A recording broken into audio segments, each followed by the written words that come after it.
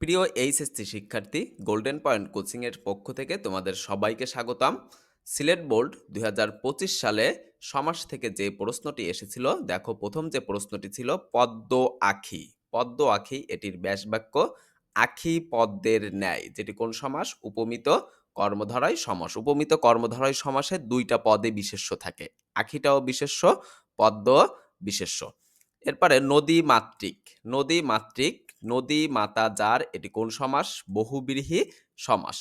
হজ যাত্রা, হজ যাত্রা, হজের নিমিত্ত যাত্রা, যেটি চতুর্থী তৎপুরুষ সমাস। চতুর্থী বিভক্তি কোনগুলো? জন্য বা নিমিত্ত বোঝাতে যে বিভক্তি ব্যবহৃত হয় সেটাকে চতুর্থ বিভক্তি বলে, এবং চতুর্থ বিভক্তি লোপ পেয়ে যে সমাস হয় তাকে বলা হয় চতুর্থী তৎপুরুষ সমাস। তাহলে হজ যাত্রা, হজের নিমিত্ত যাত্রা।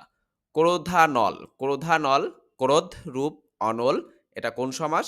রূপক কর্মধারয় সমাস। রূপক কর্মধারয় সমাসে মাঝে রূপ থাকে, সেটাকে বলা হয় রূপক কর্মধারয় সমাস।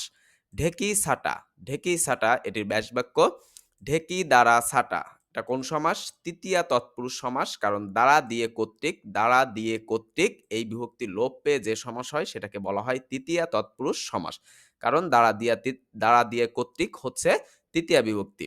এবং ঢেকি ছাটাতে আমরা দেখতে পাচ্ছি যে এখানে তৃতীয়া বিভক্তি লোপ পেয়েছে দ্বারা দিয়ে কর্তৃক, তাহলে এটাকে বলা হবে তৃতীয়া তৎপুরুষ সমাস। এরপর একটা দম্পতি। দম্পতি কি হবে? জায়া ও পতি, এটা কোন সমাস? দ্বন্দ্ব সমাস। দ্বন্দ্ব সমাসে মাঝে ও এবং আর যুক্ত থাকে। এরপর একটা ধর্মঘট।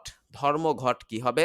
ধর্ম রক্ষার্থে ঘট, এটি কোন সমাস? মধ্যপদলোপী কর্মধারয় সমাস, কারণ যে সমাসে মাঝের পদটি লোপ পায় সেটাকে বলা হয় মধ্যপদলোপী কর্মধারয় সমাস। এরপর একটা বজ্র কঠোর।